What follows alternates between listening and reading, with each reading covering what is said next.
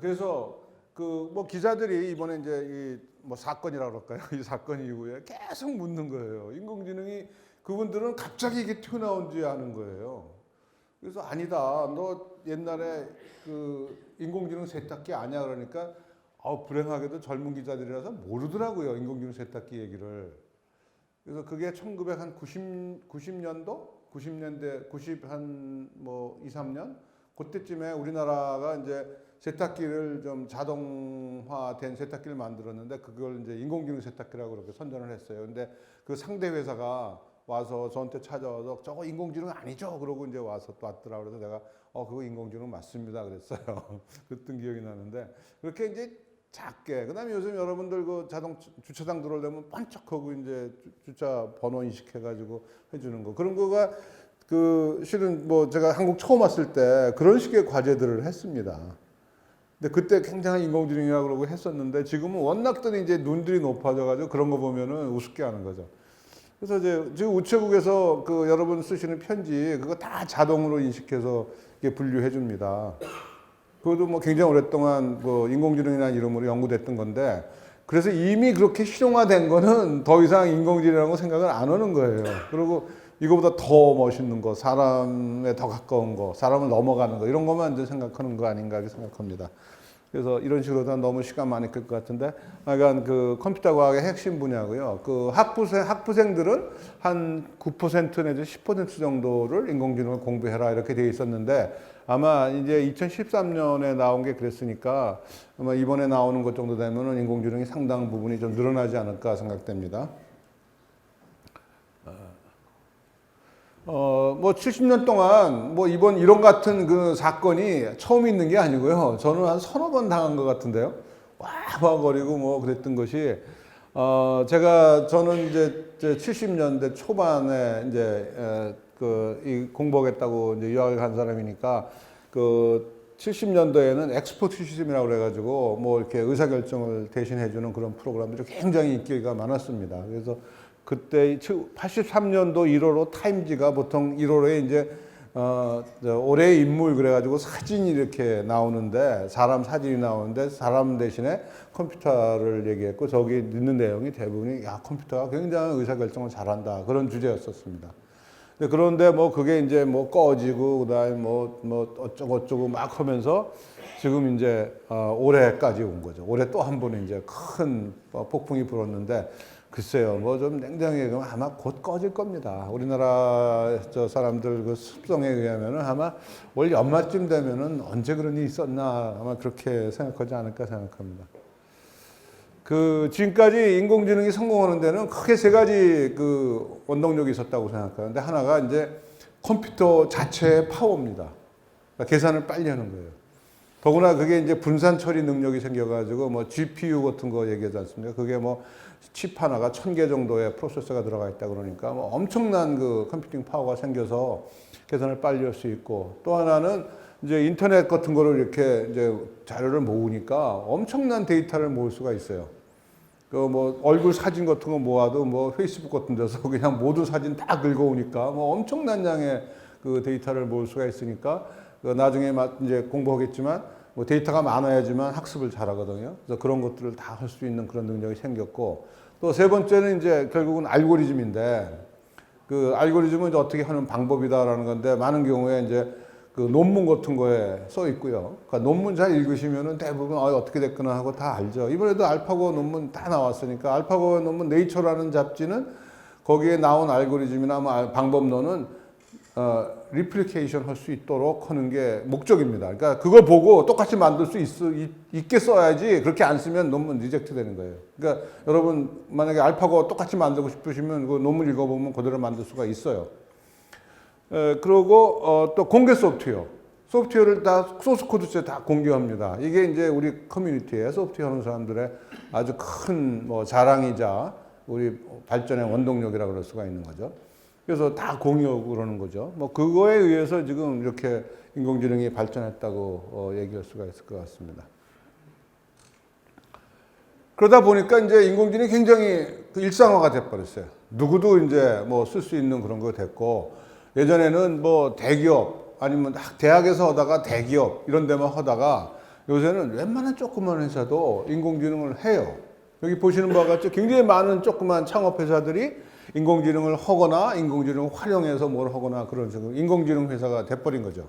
그래서 난 우리나라에서도 지금 뭐 이제 우리 젊은 이들이 이제 창업하고 그럴 때 조금 더 기술 오리엔티드하게 했으면 좋겠다는 생각이 듭니다. 지금까지 인공지능이라고 이제 사람처럼 하겠다라는 목표를 갖고 하다 보니까 크게 두 가지 방향으로 발전을 했어요. 한 가지 방향은 언어 구사하고 뭐 지식을 아주 좀 지능적으로 대화를 하고 이러는 거에 이제 굉장히 집중을 했고요. 그게 이제 알렌 튜링이라는 사람이 뭐 그 이미테이션 게임을 그렇게 정의해 주는 바람에 굉장히 많은 사람들이 그쪽 방향으로 갔고, 또 한쪽은 학습이에요. 그러니까 많은 사람들이 학습 기능이 있어야지 진짜 지능이다 이런 얘기를 계속 하고 있지 않습니까? 그러니까 학습을 어떻게 시킬 것인가, 어떻게 학습하게 만들까, 이 두 가지 방향이 크게 이제 인공지능을 끌어왔다고 그럴 수가 있습니다. 그래서 이쪽 자연 언어로 뭐 지식을 표현하고 그걸 처리해서 고도의 의사결정을 하는 이런 식의 거는 퀴즈대에 나가는 인공지능, 왓슨이라는 그런 거예요. 그래서 그것이 의학 지식을 잔뜩 집어넣어가지고 그걸 이제 따져봐가지고 거기서 어떤 병의 진단을 한다든가 진료법을 보장해 준다든가 그런 것들이 이제 이쪽 지식 처리형의 극치입니다. 예전에는 70년대, 80년대에는 전문가 시스템이란 말을 많이 했어요. 우리나라에서도 전문가 시스템 많이 만들었습니다. 제가 처음 기획해가지고 85년에 기획했는데 그때 기업들이 요구해서 별의별 전문가 시스템을 다 만들었습니다. 사상의학 전문가 시스템도 만들었었고요. 그 다음에 고장 신고할 때 콜센터에서 전화 받는 사람이 어떻게 질문을 해야 될까 하는 거를 이렇게 가이드하는 전문가 시스템도 만들었었고, 또 다른 분들은 굉장히 많이 만들었었습니다. 그거 두 개가, 그래서 이쪽은 이제 신호 처리형이니까 학습시키는 거 이런 거는 이제 데이터로부터 어떤 지식을 뽑아내는 건데, 음성 인식, 그다음에 물체를 보고 비전 인식, 이런 식의 굉장히 중요한 연구 테마였고, 그런 쪽으로 많은 결과를 봤는데, 이것이 두 개가 합쳐지는 것 같아요, 요새 보니까. 가상 비서라고 그러고요. 여러분 실이라든가 코타나 이런 거 보면은 이제 음성 인식은 물론이고, 근데 아주 지능적으로 대답도 해주고 그러려니까 양쪽 기능이 다 필요하고, 또 이미지 보여주면 그것이 뭐다라는 걸 설명하고 그러는 거 하려면 영상 인식도 필요하고, 그거를 또 서술하는 것도 필요하니까 이런 것들이 합쳐지는 그런 단계가, 이런 식의 합쳐지는 연구하는 거 최근에 시작한 거예요. 한 5년 전만 해도 저런 거 시도도 못 했습니다. 네, 그만큼 이제 기술이 많이 발전한 것 같습니다. 지금부터 기계학습에 대해서 제가 30분 정도 한다는데 벌써 한 10분 썼네요. 기계학습에 대해서 제가 하려고 하는데, 기계학습이 뭐라는 건 여기 있는 것처럼 여러분 보시면 되겠고, 수학을 안 쓰면서 하려고 지금 그렇게 준비를 했는데, 수학 안 쓰고 되는가 볼까요? 예, 학습 알고리즘이 많은 경우에 지도학습이라고 그러고, 이번에 이제 아마 저쪽에서 알파고 얘기할 때 지도학습이라는 얘기 많이 나왔고, 그 다음에 자율학습이 있고, 그 다음에 이제 증강학습이라고 합니다. 알파고가 첫 번째 거고 세 번째 거를 썼습니다. 자율학습은 쓰질 않았어요. 근데 이게 뭐다 하는 거는 여기서 읽어보시고 제가 설명을 좀 생략할게요. 그러니까 지도학습은 제일 쉬운 거예요. 어떤 면에서. 그러니까 이게 인풋이 이거고 아웃풋이 이겁니다. 그런 훈련 데이터가 충분히 있다는 거예요. 근데 이제 훈련 데이터를 충분히 모으는 게 굉장히 돈이 들어가는 일이거든요. 그러니까 저게 많이 있으면은 굉장히 쉽게 학습을 시킬 수 있는데 저 데이터가 흔치가 않습니다. 그러니까 이번에 알파고 하는 사람들도 기보 16만 개 기보를 보았다는 거, 그런 식의 것들이 이제 다 있고, 이게 누가 이긴 거, 질린 거 이런 거 다 이제 정보를 가지고 훈련을 시켰다는 거고요. 자율학습은 학습이라기보다는 그냥 같은 것끼리 묶는 거예요. 나중에 할 시간이 있을지 모르겠는데, 지금 구글이 2012년에 유튜브에서 나오는 고양이를 발견하는 알고리즘을 훈련을 시켰다 이렇게 신문에 나오고 굉장했습니다. 그러니까 유튜브에서 계속 보여줬는데 이제 그 컴퓨터가 아 이건 고양이구나라고 알아놨다 그런 식으로 이제 신문에 났는데 조금 과장된 거고요. 정확하게 말씀드리면은 고양이처럼 생긴 놈들이 이렇게 그룹핑을 할 수 있는 능력이 생긴 거예요. 그것이 고양이라고 부르는 거는 사람과 사람 간의 약속이지 컴퓨터가 그걸 알아낼 수가 없죠. 컴퓨터가 뭐 모양이 이렇게 같은 놈들이 이게 같은 편이다, 같은 그룹이다라는 것까지는 하지만 그것을 고양이라고 부른다는 걸 어떻게 알겠습니까? 그건 사람이 가르쳐 준 거거든요. 그러니까 그러고 나면 이제 그다음부터는 고양이가 컴퓨터가 배워서 그렇게 생긴 것들 나타나면 이건 고양이에요라고 얘기할 수는 있겠죠. 근데 결국 그 같은 것끼리 묶어 놓는 능력 그것이 이제 그 자율학습입니다. 그 증강학습은 어떤 행동 하나 한 것이 잘했는지 못했는지 그 순간에 알려 줄 수가 없어요. 여러 번 쭉 하고 나면 마지막에 아 이게 이겼네. 그러면 아까 한 거 잘한 행동이었네. 이렇게 생각한 거예요. 근데 뭐 꼭 그게 꼭 항상 잘한 것만 모았다 그래서 꼭 이기는 게 아니지 않습니까? 뭐 이렇게 그래서 좀 복잡해지는 거고요. 너무 좀 시간을 써서 죄송합니다. 뒤에 할 사람들 많은데. 네. 그래서 좀 간단한 문제 하나 기계학습하는 문제를 해볼게요. 어느 그 소대원의 몸무게와 키의 데이터가 이렇게 쭉 있는데 여기에서 이번에 새로 이제 소대원에 들어왔는데 개똥이에요. 근데 그 친구가 몸무게가 70인 걸 알았어요. 그럼 키가 얼마 될지. 그래서 걔에 맞는 옷을 준비해야 될 것 같은데 이런 식의 문제라고 생각하시면 됩니다. 키를 예측을 해야 되겠죠. 이런 데이터를 근간으로. 이것이 기계학습의 아주 특별한 아주 티피컬한 일상적인 문제입니다. 그래서 이것을 이런 직선으로 표시할 수 있어요. 이런 직선이 있다. 이 몸무게하고 키는 이런 식의 관계가 있다 얘기할 수도 있고 또 근데 그런 게 그 직선이 하나가 있는 게 아니라 여러 가지가 있을 수가 있어요. 그죠? 그러니까 이런 여러 가지 직선 중에서 가장 좋은 걸 찾았으면 좋겠다. 그럼 어떻게 찾느냐? 뭐 수학이에요. 그다음부터는. 이렇게 이런 직선에서 지금 있는 데이터 간에 이제 이걸 데이터에 있는 걸 직선이라고 봤으니까 거기에서 만드는 그 오차의 합을 최소화하면 되는 거죠. 그게 최소화하는 직선을 구하면 되는데 뭐 그 오차를 이제 그냥 더하면은 플러스 마이너스가 상쇄될 가능성이 있으니까 상쇄되기 못하기 위해서 절대값을 씌워야 되지 않습니까? 근데 절대값을 씌우는 건 굉장히 귀찮은 작업이에요. 그러니까 그거를 그냥 자승을 해서 자승을 하면 항상 양수가 되니까 자승을 한 거를 이제 합을 하면은 그거를 최소화하면은 마찬가지가 되는 거죠. 그래서 많은 경우에 이렇게 이제 그 자승을 해서 그거의 최소값을 구하는 문제로 치환을 합니다. 그래서 수학을 푸는 거예요. 그래서 이런 복잡한 그 식의 이런 최소화를 구하는 문제가 그렇게 또 간단하게 풀리지가 않거든요.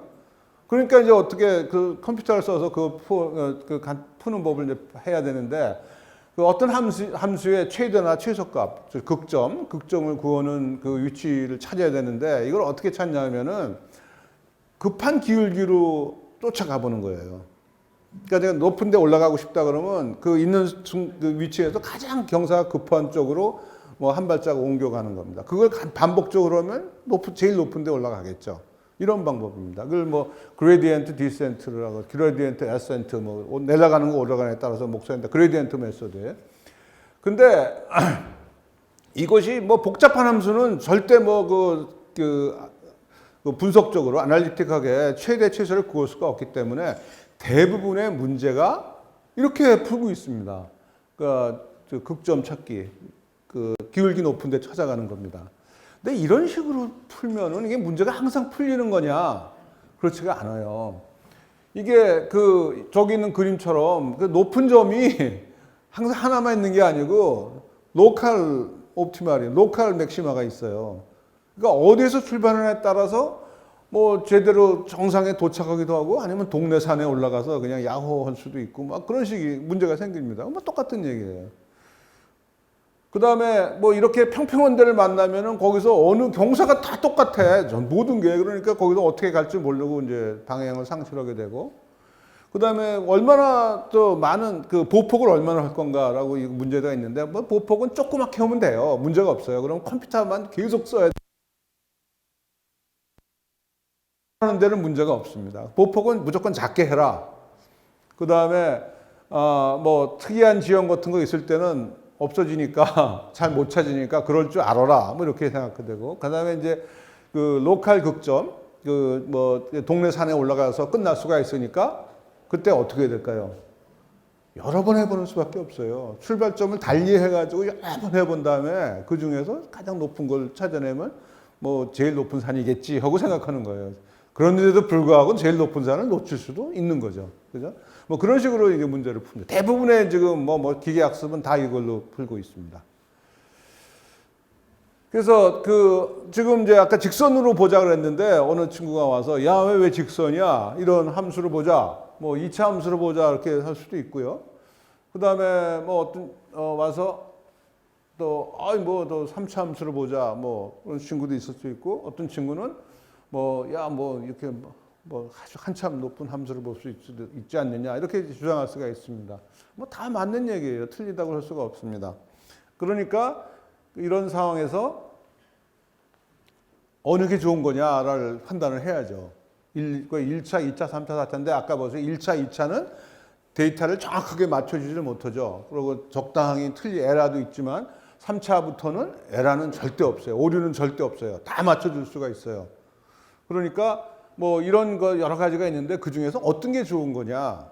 거기에 대해서 이제 또 새로운 철학을 도입해서 선택을 해야 됩니다. 그 선택하는 방법에 이제 첫 번째가 이제 오캄스 레이저라고 이게 1200년대에는 영국의 철학자랍니다. 그 사람이 한 얘기인데 간단한 것이 아름다운 거다 이런 얘기를 했대요. 그러니까 간단한 것을 선호해라. 복잡하게 n차 함수 그런 거 쓰지 말고 1차로 해. 뭐 그런 얘기예요. 쉽게 말해서 그런 얘기고.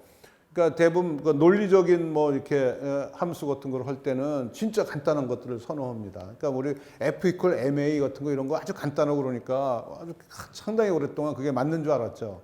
지금 상대성 원리 아인슈타인이 나타나서 그게 아니다라는 얘기를 이제 나중에 얘기해 줬지만 그 다음에 두 번째는 함수의 복잡도하고 복잡하면 있는 데이터를 다 맞출 수 있으니까 복잡도가 높은 놈에다 좀 페널티를 주고 싶은 거예요. 그래서 복잡도하고 데이터의 적합성 간에 타협점을 찾는 거죠.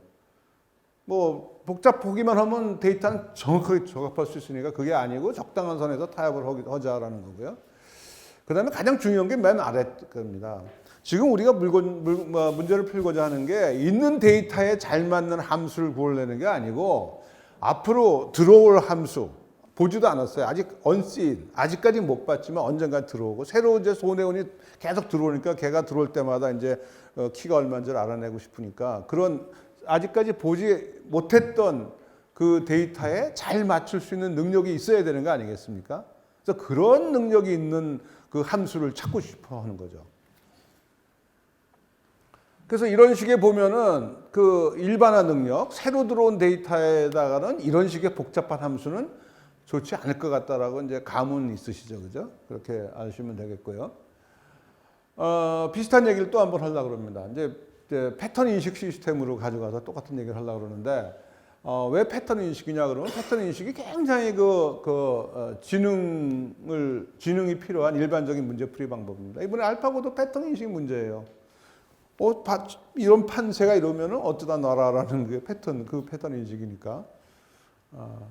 간단한 문제로 연어하고 농어하고 분류하는 문제를 한번 보겠습니다. 이거는 어떤 특징을 보고 그 특징을 보고 이거는 연어다, 농어다 이렇게 분류해주는 그런 문제입니다. 그래서 이런 그 문제를 풀기 이게 농어고 연어고 그래요. 여러분 보시면 조금 뭔가 다르죠. 확실히 다른데 이것을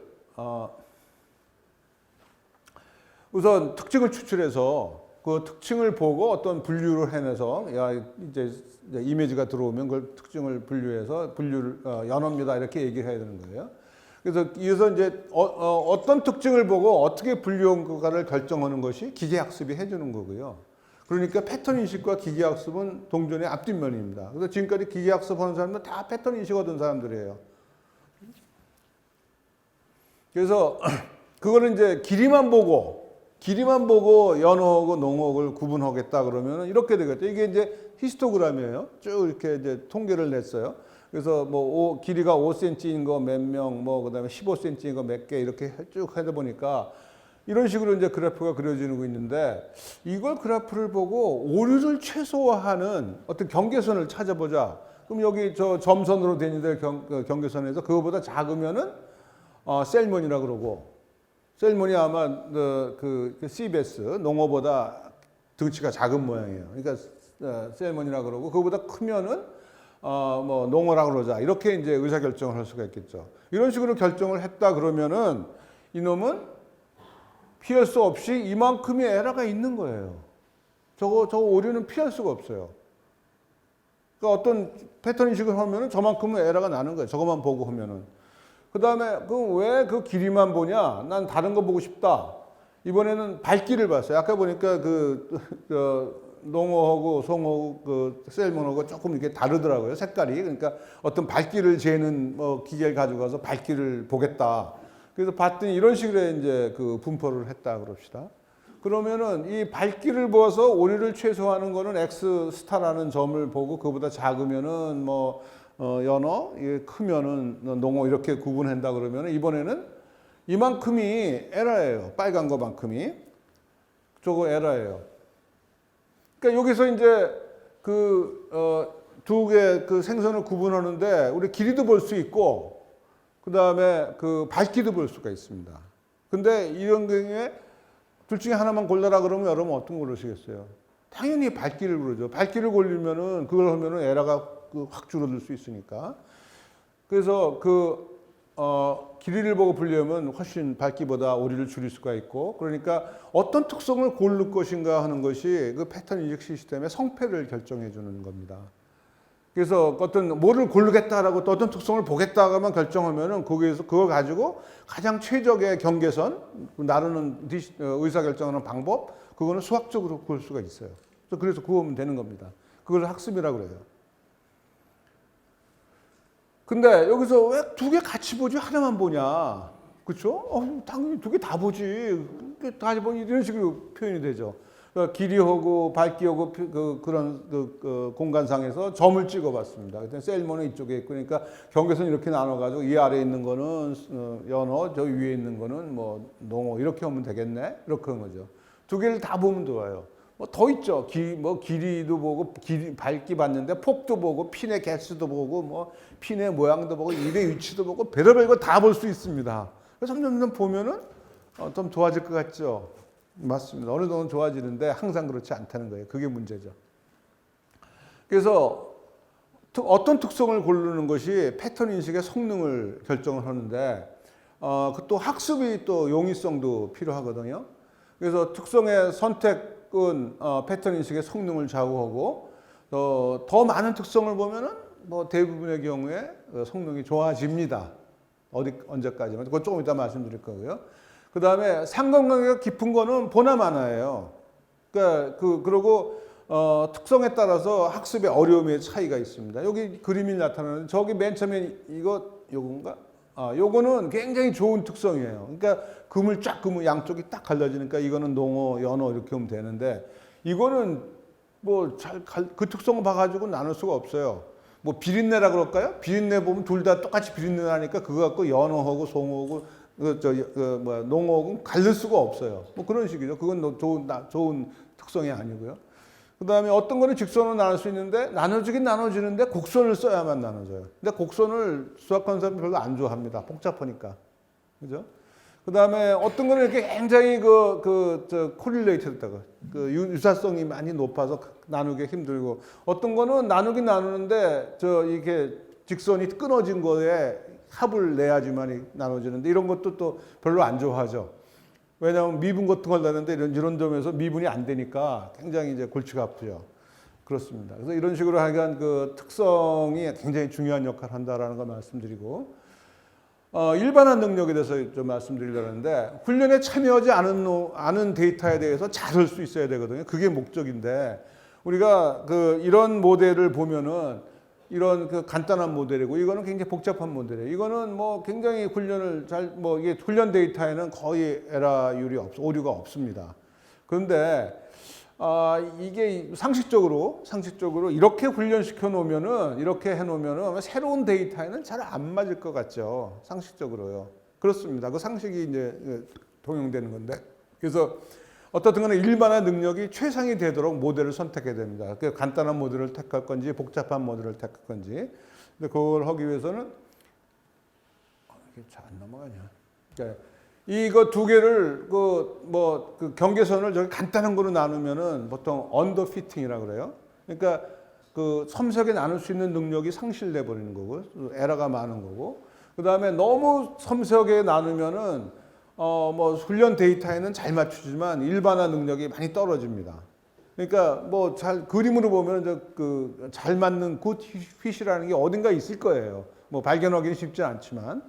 그래서 그걸 이제 발견하기 위해서 또 이것도 이제 어느 게 좋으냐를 골라야 되니까 그래서 함수를 정의하는데 그 함수 정의할 때 이렇게 이제 그 페널티 함수를 집어넣어서 이게 아까 얘기한 그 에라에다가 페널티 함수를 집어넣어서 그 같이 그 최소화를 하면은 뭐 적당히 이렇게 많이 틀리는 것도 페널티를 받고 너무 복잡한 것도 페널티 받고 요 정도가 제일 좋은 거로 골라지도록 그렇게 이제 우리가 수식화를 할 수가 있습니다.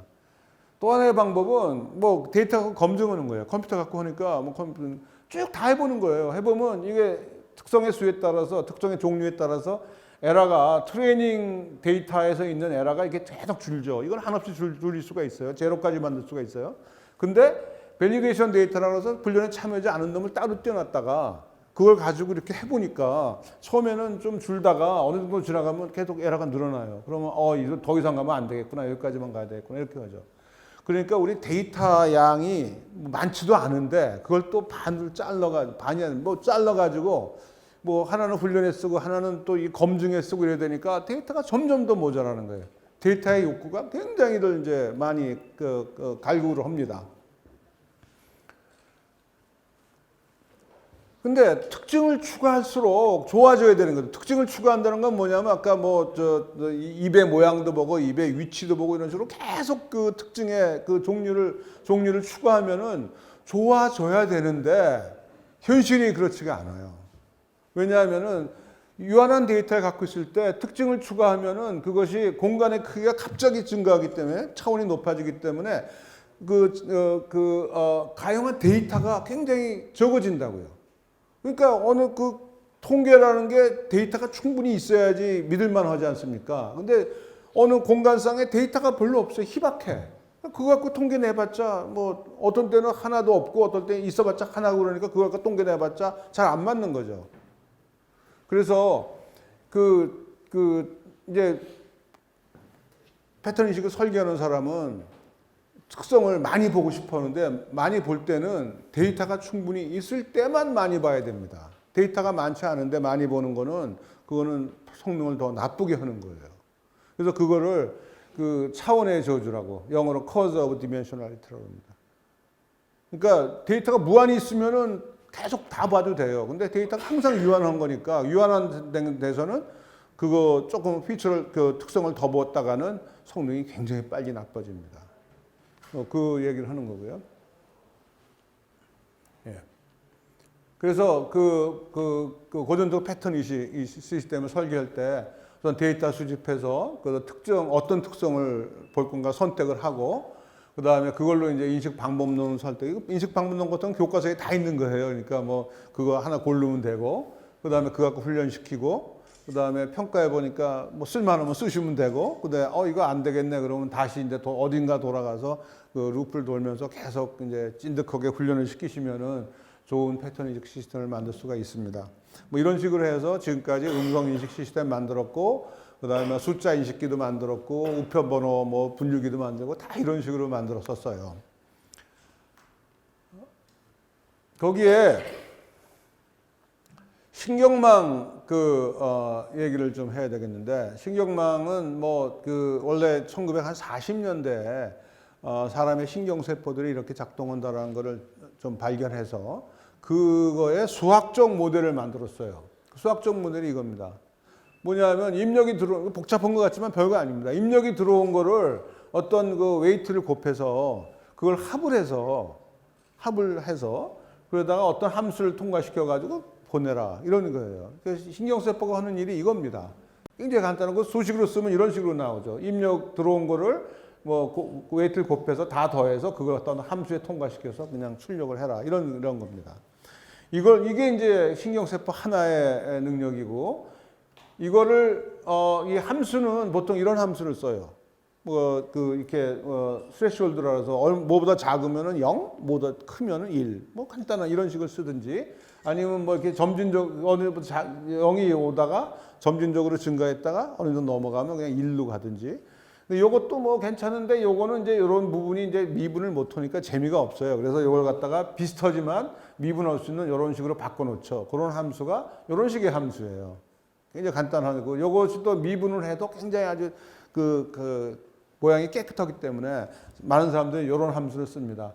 요거는 여러분 오늘 수학까지 다 할 생각이 없었으니까 그냥 그 입력이 들어온 것을 어떤 비선형 함수로 거쳐서 간다. 비선형 함수로 거쳐서 간다는 거는 이게 가역성이 없다는 뜻으로 생각하시면 됩니다. 그것도 좀 어렵네. 생각해보니까.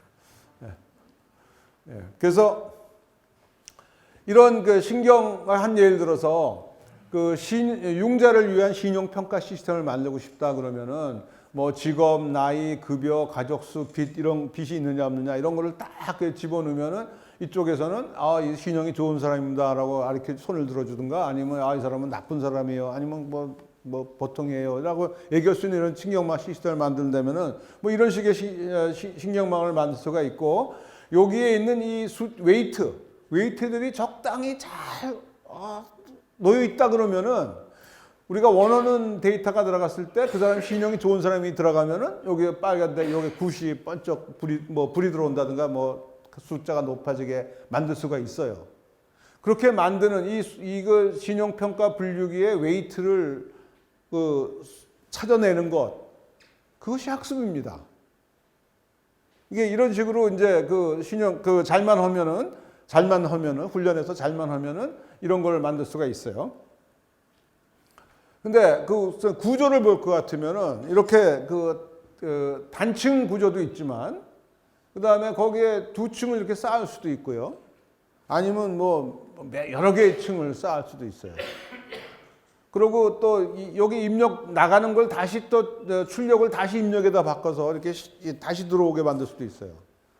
그리고 뭐 그런 것들을 막 섞어가지고 뭐 막 더 복잡하게 만들 수 있습니다. 다 이렇게 만들 수 있어요. 이건 이걸 이제 우리 설계하는 사람이 자기 문제를 좀 인사이트가 있으면은 이거는 이런 식으로 해야 돼. 보통 시간의 함수이다 뭐 이런 식의 것들은 이런 식의 것들 쓰는 게 좋죠. 그죠? 그리고 뭐 이런 식으로 이제 신경망 구성을 하고 문제는 이제 학습을 시키는 거예요.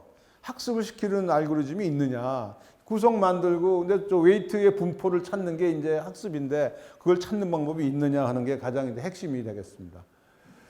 그래서 이런 단층 신경망을 학습시키는 방법으로 1950년대니까 얼마나 오래됩니까? 그때 이런 간단한 가중치 업데이트 룰을 발견했습니다. 그게 뭐 퍼셉트론 룰이라고 그러는데 뭐 이름은 알 필요 없고 이렇게 잘못된 거 있으면은 그것만큼 바꿔라라는 거예요. 얼마나 간단합니까? 잘못된 거, 이게 에러거든요. 디자이어드에다가, 이거 실제로 나왔으니까 그 차이가 에러거든요. 오류에다가, 이거는 1이라고 넣어버리면 이제 빼버렸으니까. 오류에다가 자기 값을, 인풋만큼 합쳐가지고 그만큼만 고쳐라라는 거예요. 오류가 난 것만큼만 바꿔라라는 거예요. 이걸 X를 바이너리라고 그러면 0과 1의 두 개밖에 없다고 생각하시면은 에러가 나면은 난 것만큼 이 0이어도 뭐 그냥 0으로 곱하니까 없어지니까 1이면 1을 곱하니까 에러 난 것만큼만 고쳐라. 얼마나 간단한 룰입니까? 에러 난 것만 고쳐라 해서 그거대로만 하면은 이게 학습할 수 있는 기능이 생기는 거예요. 원하는 대로 가요. 우리가 원하는 대로 가는 거예요. 그러니까 굉장히 흥분했죠. 많은 사람들이. 야, 이게 학습의 본질이구나라고 했는데 근데 곧 그것이 갖고 있는 약점도 발견을 합니다. 그것이 이런 식의 문제는 풀 수가 없어요. 다시 말해서 이것하고 같은 그룹이고 이것하고 같은 그룹이다 그러면은 직선으로 저걸 나눌 수가 없잖아요. 그래서 이런 식으로 할 수 있는 거에 한계가 이게 선형 분류기, 직선으로 나눌 수 있는 문제면은 다 풀어요. 근데 세상의 문제가 직선으로 나눌 수 없는 문제가 훨씬 많더라고요. 그래서 이런 식의 간단한 XOR라는 건데 이 간단한 문제를 풀지 못하니까 이걸 가지고 우리 컴퓨터가 쓰는 모든 문제를 풀 수는 없구나 그래가지고 그때 이제 굉장히 실망을 하고 많은 분들이 이제 연구를 안 하고 도망갔죠. 근데 복층 구조를 만들면은 층을 두 개를 이렇게 쌓아서 만들면은 중간에 이제 우리가 어떤 아웃풋이 나온지를 알 수 없는 히든 노드라는 게 생깁니다. 은닉 노드라는 게 생깁니다. 그래서 이 은닉 노드라는 게 있으면 이것이 그 표현하는 것은 이렇게 이제 두 개 클래스로 나눌 수 있는데 이렇게 여기에 이제 은닉층을 깔아 놓으면은 임의의 그 경계선을 표시할 수가 있어요. 그러니까 이 복층 노드 이런 식으로 만들면 어떤 문제도 다 풀 수 있다는 겁니다. 쉽게 말해서. 근데 이거를 어떻게 학습시켜야 되는지를 몰랐어요. 몰랐다가 우선 그 복층 구조가 이렇게 잘만 쌓아놓으면은 뭐 여러 가지 이것들을 이게 단층 구조는 단층 구조에서 이렇게 된 것들을 잘 조합을 하니까 이런 식으로 된 그 계단식으로도 만들 수 있고 또 뭐 이걸 여러 개를 묶으면 이렇게 섬처럼 생긴 것도 만들 수가 있는 거예요. 그러니까 능력은 굉장히 좋아졌어요. 근데 물론 이렇게 만드는 이 웨이트, 이 가중치의 구하는 방법만 안다면 아주 퍼펙트한 문제풀이 방법이죠. 스스로 학습할 수 있는. 근데 그걸 발견하죠. 그게 1974년에 오버스라는 사람이 발견을 했는데 그 사람이 그 발견하고 그 사람이 뭐 보험회사인가로 가버렸어요. 박사학위 쓰고. 그러니까 저걸 한지도 몰랐어. 대부분 사람들이. 근데 85년경 그때쯤에 이제 또 다른 사람들이 발견해서 이제 많이 쓰게 됐는데 그 알고리즘이 오류 역전파 알고리즘입니다. 그러니까 오류 지금 먼저 번에도 얘기했지만 그 오류가 있는 것만큼 수정을 하는 거 아닙니까? 근데 지금 히든 노드는 바람직한 출력값을 알 수가 없어요. 그러니까 직접 훈련을 못 시키는 거야. 그러니까 맨 밖에서부터 시켜서 들어오는 겁니다. 맨 밖에서 그 아웃풋 레이어에 있는 여기에 있는 이 웨이트를 훈련을 시키고 그 다음에 여기서 영향을 미친 놈한테 이것도 이제 여기 그것도 마찬가지로 이제 오류 함수를 줄이는 방향으로 아까 말한 급한 기울기 따라가기 방식으로 훈련을 시키는데 이 중간 노드를 얼마큼 고쳐야 될지를 알 수가 없잖아요. 어떻게 영향을 미쳤는지를 모르는데 여기에 이제 또 철학이 하나 들어가는 게 여기 오류가 많이 생겼으니까 이 오류가 생긴 데 영향을 미친 그 노드들이 은닉 노드들이 네가 책임을 져라, 네가 바뀌어라라고 하는 거예요. 뭐 거기까지는 다 이해하실 거예요. 뭐 당연하죠. 근데 얼마만큼 할래라는 거예요. 그걸 몰랐어요. 근데 그거를 네가 예전에 입력을 한 것만큼만 해라라는 그런 또 철학을 집어넣습니다. 그러니까 이제 이 수학적으로 문제가 풀려요. 그렇죠? 정말 굉장히 당연한 것 같아요. 이놈이 잘못되게 하는데 네가 영향을 미쳤으니까 너희들이 책임지는데 그 얼마만큼이냐? 네가 입력한 거에 비례해서 책임을 져라라는 겁니다. 어쩌면 간단한 건데 그거를 이제 그런 하나의 제안을 집어넣으니까 이 문제를 학습 알고리즘을 이제 수학적으로 계산할 수가 있었습니다. 그래서 그게 오류 역전파 알고리즘인데 이게 이제 이 겉에서부터 쭉 고쳐오고 그 다음에 한번 또 작동을 시켜서 또 에러가 나면 또 뒤에서 고쳐오고 그래가지고 이제 앞으로 갔다 뒤로 갔다 앞으로 갔다 뒤로 갔다 하면서 이제 오류를 점점 고쳐가는 뭐 그런 식으로 해서 그 훈련을 시키는 겁니다. 그래서 이게 굉장했어요. 86년에서 저희 연구실에서도 이 알고리즘을 가지고 뭐 대부분 저희 박사과정 학생들이 논문을 썼고 논문도 뭐 많이 쓰고 그랬습니다. 그리고 20년 한 2000년, 2010년 그때까지도 이것이 이제 제일 좋은 건 줄 알고도 다 썼는데 여러 가지 문제가 조금 있어요. 그 문제가 뭐냐면 간단한 문제는 아주 좋은 성능을 보이는데 좀 복잡하고 그러면 잘 못해요. 그리고 이제 신경망의 그 노드수가 그 특성을 느껴주는 역할을 하고 노드에 달려있는 연결선 그게 이제 하나하나가 특성이에요. 그러니까 특성을 굉장히 쉽게 늙힐 수가 있어요. 근데 아까 얘기했던 특성을 많이 늙히려면 그만한 많은 데이터가 있어야 되는데 데이터는 별로 없는데 특성은 쉽게 늙으니까 이게 아까 얘기한 대로 오버피팅 그러니까 뭐 일반화를 잘 못하는 그런 약점이 쉽게 생깁니다.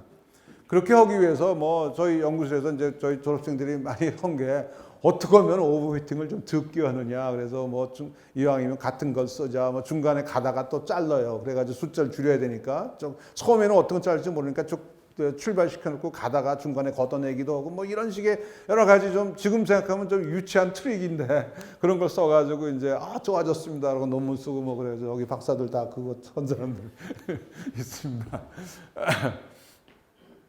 근데 여기 가장 중요한 은행 노드라는 것이 이게 뭔지 모르겠는 거예요. 그 뭔가를 배우고 거기에 어떤 특성을 갖는데 그것이 뭔지를 모르는 거예요. 그리고 잘만 하면은 뭐 그거 뭘지 모르고 넘어가면 되겠는데 잘도 못 하는데 뭔지도 모르겠고 그러니까 이제 여러 가지 이제 고민들이 생기는 거고요. 그 다음에 그 하위 계층, 그 하위 계층은 그 입력에 가까운데 거기에서는 학습을 잘 못해요. 왜 못하는지 아세요? 위에 있는 놈들이 한 놈은 일로 가라 그러고 이쪽 놈은 절로 가라 그러고 그러니까 두 개 합쳐버리니까 움직이지 말라는 거야. 지금 안 되고 있는데 위에 한 놈은 절로 가라고 이 놈은 일로 가라니까 뭐 상관 많으면 뭐 하인이 제대로 일 못하는 거 똑같은 거죠.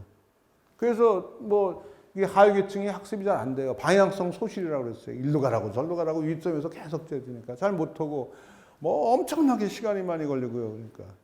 그 다음에 열심히 훈련을 해놨는데 그게 제일 좋은 게 아니라 동네 산에 올라가 있고 뭐 이런 식의 문제들이 뭐 계속 있어서 아유 이거 뭐 잘 안 되는구나 어디까지는 되지만 그 이상 안 되는구나 하고 이제 포기를 했어요.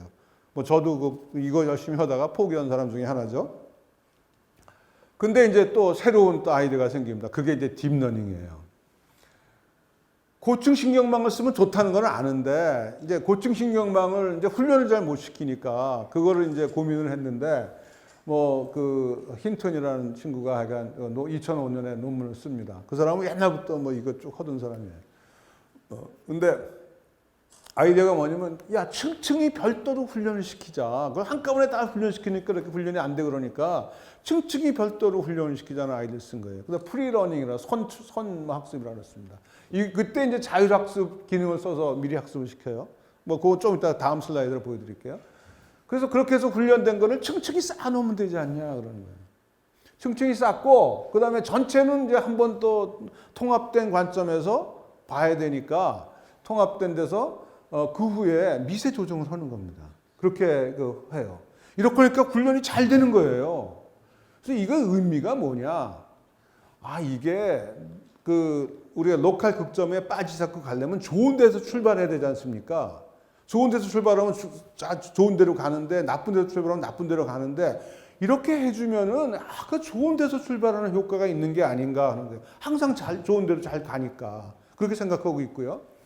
그래서 데이터가 로컬 층층이 훈련을 시키니까 데이터가 많은 데이터가 없어도 오버히팅이 잘 안 돼요. 훈련이 잘 되는 거예요.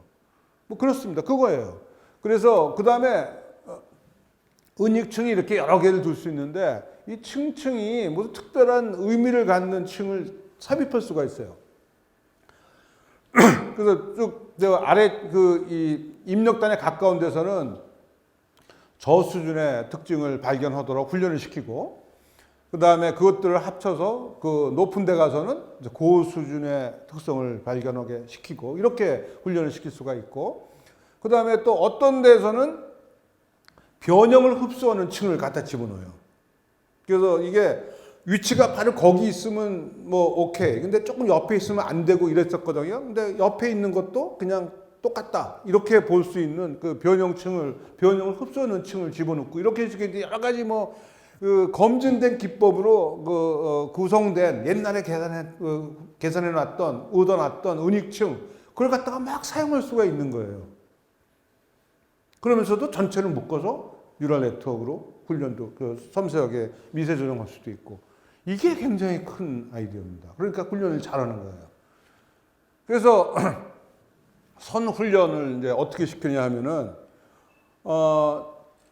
어떤 두 층 이런 식의 뭐 신경망을 하나 만들어서 이 입력하고 출력하고 똑같이 만들도록 가중치를 훈련을 시키는 거예요. 근데 중간에 히든 노드는 2개만 통과해라 이렇게 만들어 놓으면은 어떤 식으로 이제 이게 항상 그렇죠. 이거 2개가 이게 요 놈이 요거 똑같은 값이어야 되니까 그렇게 되도록 이 웨이트를 쫙 조정하면 나중에 요 두 개의 히든 노드가 이 입력 들어온 거를 뭐 표현한 게 아니냐. 입력은 뭐 4개로 표현했지만 그거를 두 개로 표현된 게 아니냐. 좀 추상화한 거 아니냐. 이렇게 볼 수가 있는 거죠. 그런 식으로, 이런 식으로 하는 게 이제 뭐 그 볼츠만 머신도 비슷한 건데 이것도 마찬가지라고 보시면 됩니다. 근데 아까 이게 입력이고 이게 히든 노드인데 입력하고 히든 노드가 이게 왔다 갔다 하면서 이제 안정되게 하면은 여기에 만들어진 이 히든 노드의 일단 웨이트를 이 층층이 만든 그 높은 고층망 신경망에 거기다 사용하자는 겁니다. 이것이 이렇게 히든 노드가 무슨 의미인가 하는 거를 들여다 볼 수가 있어요. 들여다 보니까 이런 식의 모양이 생기는 거예요. 이게 우리가 원하는 바로 그거예요. 이거를 갖다가 예전에는 사람들이 생각해서 이런 대각선에 뭐가 있다, 뭐 수평선으로 뭐가 있다, 이런 거를 사람들이 지적을 해줬어요. 이런 거 보자, 이런 거 봐야지 아마 그 시각에서 고양이도 알아내고 뭐 사람도 알아내고 그럴 거야. 이런 식으로 했는데 은익층들이 보니까 이런 걸 하고 있는 겁니다. 스스로 제가 필요한 거를 이렇게 만들어서 제가 보고 있는 거예요.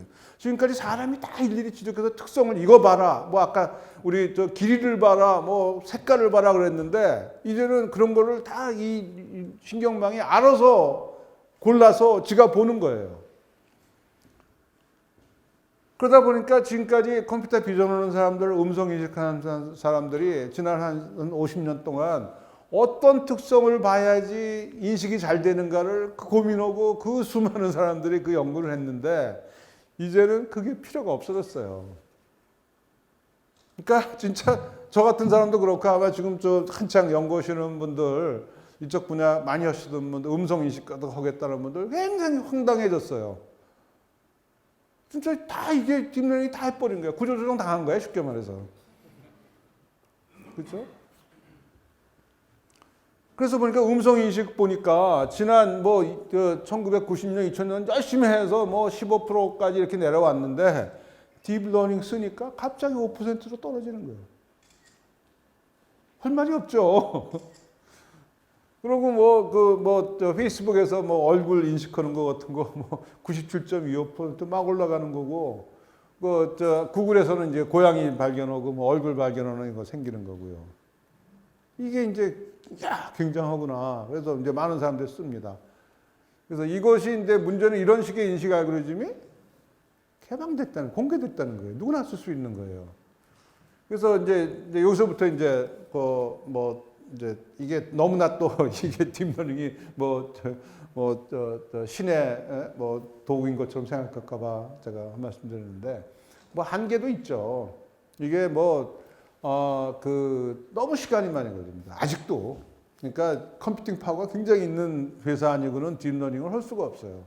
아직도 많이 걸리는데 여기 몇 전에 바지오 교수 와가지고 어린애들은 고양이라는 개념을 아는데 그렇게 몇백만 장의 고양이 사진을 봐야 되는 것도 아닌데 왜 그러냐 그런 의문을 제시하기도 하고, 그 다음에 사람은 진짜 50년 만에 좀 상당히 변했는데도 불구하고 옛날 친구 보면은 금방 순식간에 알아내는데 지금 컴퓨터로 하면은 아마 그거 거의 못하거나 알아내더라도 엄청난 계산을 해야지만 되는 이런 식의 문제니까 이런 것들을 지금 계속 연구들을 하겠다고 그러고들 있습니다. 그래서 지금 모든 게 잘 되면은 딥러닝으로 만들어서 우리 바둑 프로그램도 만들 수 있을 것 같아요.